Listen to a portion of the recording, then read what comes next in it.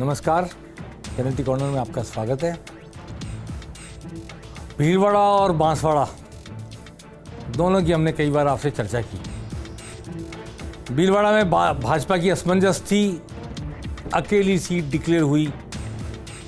शायद पहली बार ही हुआ होगा कि किसी बीजेपी की लिस्ट में एक अकेले नाम की घोषणा हो, वो भी उस सीट पर जिस पर 6 लाख वोट जीते पिछली बार, और सांसद का टिकट काटकर नए व्यक्ति को टिकट दिया गया। भीलवाड़ा में कांग्रेस का भी प्रत्याशी बदल गया।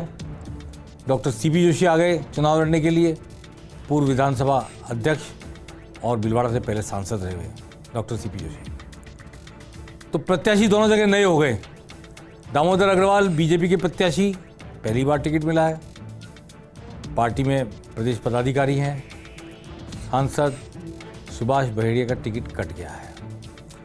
उधर डॉक्टर सीपी जोशी को दामोदर गुजर को शिफ्ट किया गया, जिसको टिकट दिया गया था पहले भीलवाड़ा से, उनको शिफ्ट किया गया राजसमंद, क्योंकि सीपी जोशी राजसमंद से नहीं लड़ना चाहते थे। उन्होंने अपनी ही पुरानी सीट पर आना पसंद किया, जिस पर वो लोकसभा के सदस्य रहे थे पहले। तो सीपी जोशी वर्सेस दामोदर अग्रवाल चुनाव होगा। न सुभाष बहेड़िया को टिकट मिला, न रिजू झुनझुनवाला को। दोनों के नाम चलते गए। अब आज सबसे प्रमुख बात मैं कहने जा रहा हूं कि बांसवाड़ा में तो ऐसी स्थिति हो गई है कि कांग्रेस प्रत्याशी तय नहीं कर पा रही है, ये भी तय नहीं कर पा रही है कि वो चुनाव लड़े नहीं लड़े, गठबंधन करे नहीं करे, गठबंधन होगा नहीं होगा बाप के साथ। भारतीय आदिवासी पार्टी जिसने बागीडोरा की विधानसभा उपचुनाव पर भी अपना प्रत्याशी खड़ा कर दिया और लोकसभा के चुनाव के लिए भी अपना प्रत्याशी खड़ा कर दिया, और उदयपुर की सीट पर भी चुनाव लड़ने की तैयारी की। तो कांग्रेस चाहती थी उदयपुर सीट उसे मिल जाए, बांसवाड़ा बाप को दे दे, बागीडोरा पे कुछ भी समझौता हो जाए, लेकिन वो नहीं हो पा रहा। और नहीं हो पाएगा तो मजबूरी में कांग्रेस को चुनाव लड़ना पड़ेगा अपना वजूद बचाने के लिए, खासतौर पर तब जबकि उनके दिग्गज महेंद्रजीत सिंह मालवी चले गए छोड़कर। ये दामोदर अग्रवाल को आप देख रहे हैं स्क्रीन पर, भीलवाड़ा से इनको टिकट मिला है, और इनको टिकट मिलने के साथ साथ भीलवाड़ा में 2 तरह की खुशी मनाई जा रही है। इनको टिकट मिलने की खुशी और सांसद बहेड़िया का टिकट कटने की खुशी। मैंने पेनल्टी कॉर्नर में विधानसभा चुनाव से लेकर अब तक कई बार बताया, सांसद सुभाष बहेड़िया 2 बार के सांसद हैं, 2-3 बार एमएलए भी रह चुके, और वो कोई ऐसा काम मीडिया के सामने नहीं गिना पाए अपनी प्रेस कॉन्फ्रेंस में जो उनके खाते में जाता हो उन्होंने भीलवाड़ा के विकास के लिए किया। दूसरी ओर जो डॉक्टर सीपी जोशी को आप देख रहे हैं, वो चंबल नदी से पानी लेकर आए भीलवाड़ा में, जब 2009 से 14 तक सांसद थे। भीलवाड़ा में बच्चे बच्चे की जुबान पर है कि डॉक्टर सीपी जोशी भागीरथ है। भागीरथ कहते हैं इनको कि हमारे पानी लेके आए। पहले पानी की ट्रेन आती थी नसीराबाद से भीलवाड़ा, बीसलपुर का पानी आता था, बीसलपुर से नसीराबाद में उसको पानी को निकाल करके भराया था ट्रेनों में, ट्रेन के डब्बों में, और डब्बों से पानी ट्रेन चल करके आती थी भीलवाड़ा। पानी मिलता था 3-4 दिन में एक बार, अब पानी मिल रहा है रोज। तो लोग ये कहने लगे होठों पर पानी, जुबां पे राम का नाम। ये कैसी असमंजस है। भीलवाड़ा बहुत संघ का गढ़ है, बीजेपी ओरिएंटेड है, शहर तो कम से कम पूरी तरह, और सीट भी 6 लाख वोटों से जीते थे पिछली बार, कम बात नहीं है। लेकिन होठों पर जो पानी है चंबल का, वो याद दिलाता है डॉक्टर सीपी जोशी की, और राम मंदिर और मोदी की याद जुबान पर है। तो होठ बनाम जुबां, ये नया संघर्ष हो गया भीलवाड़ा में। और इसके साथ ही दामोदर अग्रवाल को टिकट मिलने के साथ ही अशोक कोठारी जो निर्दलीय विधायक हैं, बगावत करके भाजपा के लोगों ने उनको खड़ा किया, निर्दलीय जिताया विधानसभा में, अधिकृत प्रत्याशी को हराया बीजेपी के। क्या वो 4 प्रमुख व्यक्ति जिन्होंने अशोक कोठारी की जीत में झंडा लेकर चले, उनकी भाजपा में घर वापसी होगी? दामोदर अग्रवाल ने वर्बली कह दिया इनको, ऐसा मुझे पता लगा है। जब इन्होंने बधाई दी तो लक्ष्मी नारायण लाड को, LL तेली को, रामनाथ योगी को, और एक स्वर्णकार है उनको जो नगर अध्यक्ष रहे हैं पहले, रामनाथ योगी नगर परिषद में उपाध्यक्ष उपसभापति हैं, चारों को कहा है कि नहीं, जल्दी आपकी सुनी जाएगी घर वापस, क्योंकि चुनाव में काम करने के लिए अशोक कोठारी विधायक निर्दलीय की यही शर्त है कि मेरे साथ काम करने वाले इन चारों को वापस लो पार्टी में।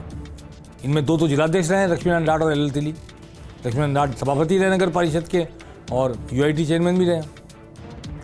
अब इनकी घर वापसी होगी, इसमें कोई शक मुझे नहीं लगता, क्योंकि कारवां चलेगा तो इनकी जरूरत पड़ेगी। लेकिन उधर डॉक्टर सीपी जोशी के सामने एक संकट है कि उनके बिल्कुल राइट हैंड, जो पिछली बार कांग्रेस के टिकट पर लोकसभा चुनाव लड़े थे यहाँ से, रामपाल शर्मा जो यूआईटी चेयरमैन रहे, उनका कार्यकाल भी लोगों को याद है यूआईटी चेयरमैन के रूप में। क्या सड़कें चौड़ी की थी उन्होंने भीलवाड़ा में, क्या काम किया था। तो वो रामपाल शर्मा बीजेपी में चले गए। उन्हें पता भी नहीं, शायद नहीं रहा होगा किसी ने ऐसा दिन आएगा कि उनके गुरु कांग्रेस से वापस चुनाव लड़ेंगे यहाँ से। अब रामपाल शर्मा के सामने भी संकट और सीपी जोशी के सामने भी संकट। रामपाल शर्मा बीजेपी में रहकर दामोदर अग्रवाल का प्रचार करेंगे या चुप घर बैठे रहेंगे, या अपने गुरु, राजनीतिक गुरु जिनके वरदस्त में उन्होंने राजनीति की है, डॉक्टर सीपी जोशी आरसीए के अध्यक्ष भी रहे हैं, तब रामपाल शर्मा भी आरसीए में थे। रामपाल शर्मा क्या करेंगे ये देखने वाली बात होगी। आज मैं जातिवाद पर नहीं जा रहा भीलवाड़ा के, किसी दिन चर्चा करूंगा, क्योंकि जातिवाद से वोट तो डलेंगे डलेंगे। अच्छी बात भीलवाड़ा में जो हुई है वो ये हुई है, जिसको मैं अप्रिशिएट करता हूं, कि भीलवाड़ा के लोगों ने ये बिल्कुल नहीं सोचा कि बैरिया का टिकट कटा, यानी महेश्वरी का टिकट कटा और अग्रवाल को टिकट मिला, बिल्कुल नहीं सोचा। पूरा भीलवाड़ा का वैश्य समाज, जिसमें जैन समाज भी शामिल है, दामोदर अग्रवाल के टिकट को वेलकम कर रहा है। खुशी की बात है उनके लिए, मेरे लिए नहीं। और वैश्य समाज ने ही अशोक कोठारी को, जो जैन हैं, श्वेतांबर जैन है, उनको निर्दलीय जिताया था पूरी ताकत लगा करके पिछले चुनाव में। इसलिए वैश्य समाज, चाहे जैन हो, चाहे खंडेलवाल हो, चाहे अग्रवाल हो, चाहे महेश्वरी, एकजुट होकर भीलवाड़ा में बीजेपी के साथ खड़े नजर आएंगे, ऐसा मुझे लग रहा है। आगे की बात मैं फिलहाल आज नहीं करूंगा कि सीपी जोशी के साथ कौन कौन खड़े आए होंगे। आज केवल ये बात करूंगा कि सीपी जोशी का न सिर्फ चंबल से भीलवाड़ा पानी लाना, बल्कि भीलवाड़ा के चारों तरफ सड़कों का जाल बिछाना। भीलवाड़ा से कोटा, इतनी चौड़ी, इतनी बड़ी, इतनी अच्छी सड़क। भीलवाड़ा से राजसमंद 4 लाइन, सिंगल लाइन थी सड़क, 4 लाइन, ऐसी चौड़ी शानदार सड़कें हैं कि आप पलक झपकते इधर से उधर निकलते हो। तो भीलवाड़ा के चारों तरफ सड़कों का जाल और चंबल का पानी। और मेमू कोच फैक्ट्री मंजूर कराई थी रेल मंत्री होते उन्होंने, जो धरती पर नहीं उतर सका उनका सपना। लेकिन भीलवाड़ा में कैसे, अभी कल आएंगे सीपी जोशी भीलवाड़ा, कल दोपहर 2:30-3 बजे गुलाबराव से प्रवेश करेंगे, और शाम को कल भीलवाड़ा मैंने सुना है उनकी कोई सभा भी होगी कार्यकर्ताओं की, अधिकारियों की।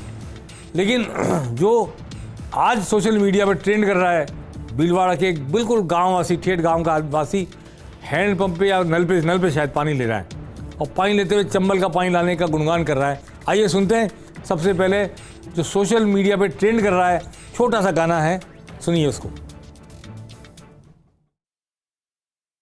धन्य धन्य सीपी जोशी जी, चंबल से पानी लाया वो, भीलवाड़ा जिला के माई अद्भुत खेल दिखाया हो।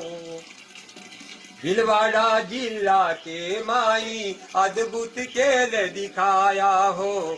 धन्य धन्य सीपी जोशी जी, चंबल से पानी लाया वो, भीलवाड़ा जिला के माई अद्भुत खेल दिखाया वो। भीलवाड़ा जिला के माई अद्भुत खेल दिखाया वो। गांव गांव में खेल बना कर गायों की प्यास बुझाई वो। गांव गांव में खेल बना गायों की प्यास बुझाई वो। धन्य हो सीपी जोशी जी, अद्भुत खेल दिखाया। तो ये गुणगान शुरू हो गया, बखान शुरू हो गया सीपी जोशी के काम का, और ये इसलिए ज़्यादा रेलेवेंट है कि 10 साल सुभाष बहेड़िया ने कोई गिनाने लायक काम नहीं किया सांसद रहते हुए। इसलिए लोगों को सीपी जोशी याद भी आ रहे हैं, और सीपी जोशी जब सामने आ रहे हैं तो उनके किए गए काम भी याद आ रहे हैं। इसलिए दामोदर अग्रवाल को